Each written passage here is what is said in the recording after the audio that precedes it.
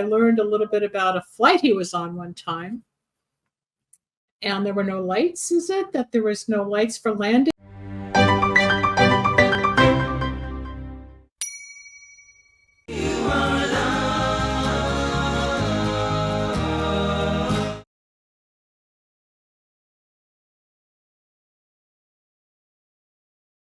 Hello, everybody. Welcome back to another episode of Psychic Solutions Podcast. I am Dr. Linda Salvin. I'm a PhD in metaphysics and a former epidemiologist, and I've been doing this show helping you understand life on a metaphysical level for many, many years. I've got a guest today that's going to be fascinating because he's a pilot, and he at one point had what I call the Earth Angel experience, because he's going to explain to you what happened when he was landing a plane one time. There were no lights, but there was some spiritual entities helping him. And you know how I feel about the woo-woo and the things you can't quite explain.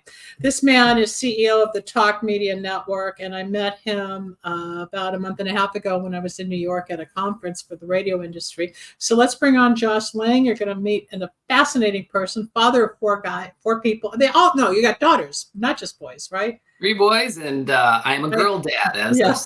Right. I almost said no girls. How are you? Welcome to the show. I'm glad and thankful you could take some time out of your busy schedule to join us. I am great. Thank you, Dr. Linda, for having me. And the blessing that is today is my dad had a full heart transplant. I mean, not that you can do a half of one, but wow. They gave him a new heart 2 weeks ago, and he's walking out of the hospital today. I just got chills. Good for him. How old is he, Josh? 69 and a half. I'm 6 months older. Wow, that's kind of scary. That's wonderful.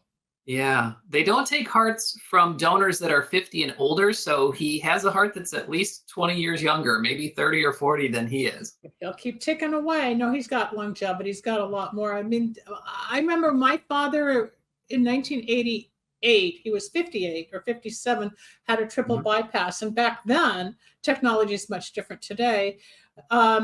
He's turning 95 next month and he's still going. So the fact that your dad got a new heart, the one thing you're going to learn, I don't know about you, but what I learned, when anybody metaphysically has work done on their heart, bypass, transplant, etc., they're opening up the love portal. Okay, so where he might have been a little shut down or a little less communicative or a little less affectionate or a little less expressive, you're going to start seeing changes over the next 3 to 6 months on him. And you'll watch how he's becoming more loving. And it's almost like a new lease on life. Because I said to my dad months when I started realizing it years ago, I said, why didn't you have this when I was a kid? You know, because there were some tough moments. But it changes people, and love, heart, is right in this chakra. Watch what happens, but good for him. 2 weeks into it, he's got the rest of his life. You're not losing him, and he's here to watch your kids grow up and be with you and everybody else in the family. Good for him. Yeah, he has a lot of grandkids to live for. And quick question, Dr. Linda, what have you heard about for people that receive an organ transplant? That I've heard of instances where they might now have a connection to the donor. To the personality. Yeah, they take on the characteristics of the personality. That's true. So I don't know if the heart was male or female owned. That doesn't mean your dad's going to all of a sudden change genders or be attracted to certain things. But he might start singing songs, or he might start cooking, or he might have a different craving, or he might even find a different style in clothing. You will see certain characteristics. And usually, donor patient is anonymous. You're not supposed to be able to meet, but sometimes they break that. You get to meet the donor's family, and they're grateful, and they put their head on their chest, and they hear the beating of the heart of the loved one. But as far as taking on the persona or characteristics, that's not uncommon. So watch to see how he shifts. But I'm getting the love part, especially the affection, communication. We'll see. What sign is he? We'll keep a lookout, and we won't know for at least a year if any characteristics about the donor, if the donor's family is making that public. So, what sign is your dad? When's his birthday? December 10th. Okay, so he's Sagittarius. Okay, he's on his way to becoming 70. Yep. So I'm 11 months older. I was 70 in January. It's a weird time. And also, what you can teach him, and Hmm. what is interesting for anybody, life goes in 7-year cycles. So from 63 to 70 is that 7-year cycle. You're how old Okay. right now? He's 69 and a half. No, Well, how old you. am I? Yeah, you. Oh, never ask a guy his age. No, I'm 46. Okay. But you're in the 42 to 49 frame. Okay. So the last few years you were moving into new directions. You also had a new child, and then in the Hmm. next few years you're going to be topping off with all of what you've been building and growing with your companies and with the family and everything. And then you'll hit the 46, I mean the 49 to 56 category. Then at 54 you go through Saturn return again, which we go through from 27 to 30. People my age go through it again around 80. So you and your father are almost in similar patterns of these 7-year cycles, and you learn how to read the graphs. So you're going to teach him a few more things. He's going to come to you a Okay. little less, not less fatherly, but a little more humbled.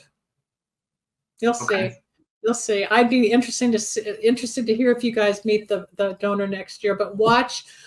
He's 2 weeks into it. Probably by the third month, it Hmm. usually kicks in, that the rhythm, the music, the food, the cravings, a desire for movies, things that he may not have done or craved will Hmm. change. Yeah, let's keep notes, keep a journal.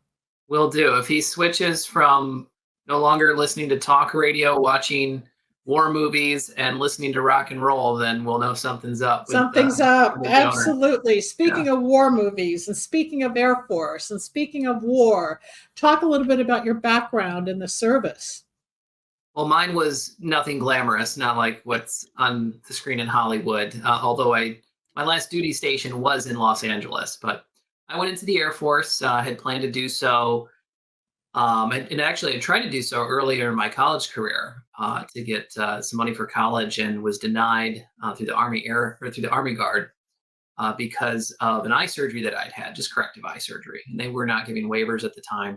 So going into my senior year of college, I had started the process of applying to become an officer with sessions through officer training school. So that meant I would get to finish out college at Grand Valley State University, where I was attending.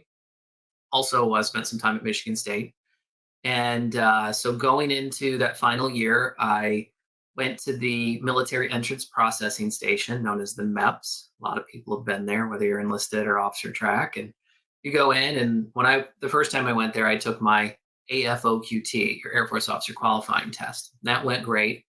And then I was scheduled to go back a couple weeks later, and I think maybe 3 weeks later, to take my physical. And in between that time, the attacks in the World Trade Center and the Pentagon, and what probably would have been the White House or the Capitol on 9/11 2001 occurred. And so the first day that the MEPS reopened was the day that I went to take my physical. And it was night and day difference to the aura that was there a few weeks prior. And everybody knew what the job was and what needed to be done going forward from that point. So fortunately, I was accepted. Then I had to go through a medical board to just make sure that my eye surgery didn't present any problems. That cleared, but the med board did delay me a couple OTS classes, so I didn't go right out of college. I got to spend my summer in Grand Rapids, and then I classed up in mid late August of 2022, and was the first class of fiscal year '03, so '03-01, and graduated as a distinguished graduate, which is the top 10% in the class, and Good then for got a you. competitive slot to what we called navigator in flight, or I'm sorry, it was the Joint Specialized Undergraduate Navigator Training, JSUNT, which the Air Force was training alongside and with the Navy at Naval Air Station Pensacola. And so their backseaters are called Naval Flight Officers, or NFOs. Ours are called NAVs. And I would have ended up in either the F-15E Strike Eagle as a WISO, Weapon Systems Officer, or as a bombardier or navigator in a B-1, or a small chance of being in a B-52 the buff, as they call it, the big, ugly, fat friend. Yeah, Stands they for kind something of else. fly over and they got this belly, and you wonder what they've got in that Yeah, plane, but they're carrying all the they've got a ammunition and lot of they're carrying ammunition. food. So Yeah, yeah, the same type of roles. yeah. What did you end If up you're flying? on a bomber mission, but we would have been strike fighter bomber. That was the track that we were in, and had a shoulder injury, and they said, well, you can get out or you can take a reclassification. And I took the reclassification, became an acquisitions officer stationed in Los Angeles. And that's how you ended up out here in Los Angeles. Is that also when you started your radio and broadcasting career out here? Or was that somewhere in Michigan or along the way in conjunction with your training? It's when I continued it. So I had been in the radio business for the last 3 years that I was in college in Grand Rapids. I worked for then Clear Channel, and Phil Tower was my program director and mentor.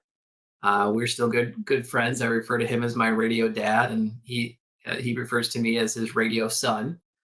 And when I left, I fully intended to have a 20-year career in the military. And so he told me, you really could do something in this radio business.